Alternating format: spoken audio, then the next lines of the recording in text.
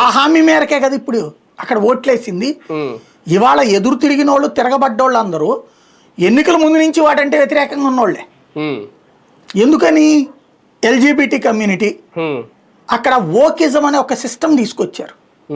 పుట్టగానే ఆ బిడ్డ పుట్టిన తర్వాత అంట మామూలుగా మనం ఏం రాస్తారు, సోన్సో అబ్బాయి సోన్సో అమ్మాయికి పుట్టినటువంటి ఆడపిల్ల లేదా మగపిల్ల అని ముందు నోట్ చేసి ఆ తర్వాత పేరు పెట్టినప్పుడు పేరు ఇంక్లూజన్ చేస్తారు. ఇది సహజంగా జరుగుతుంది. కానీ అక్కడ తీసుకొచ్చినటువంటి బైడెన్ వచ్చిన టైంలో తీసుకొచ్చిన సిస్టమ్ ఏంటో తెలుసా?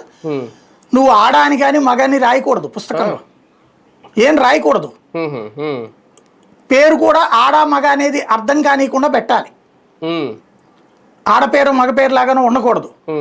వాళ్ళు పెరిగే క్రమంలో చుట్టూ ఉన్న పిల్లలతో పెరిగేటప్పుడు వాళ్ళు ఆడపిల్లగా బ్రతకాలని మగపిల్లాడు అనుకుంటే అందుకు అనుమతించాలి.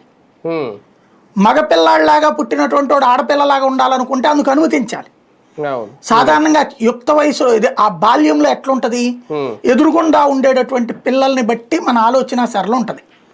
ఆడపిల్లకి మంచి గౌన్లు వేస్తే మగపిల్లడికి కూడా ఇవి కావాలనిపిస్తుంది.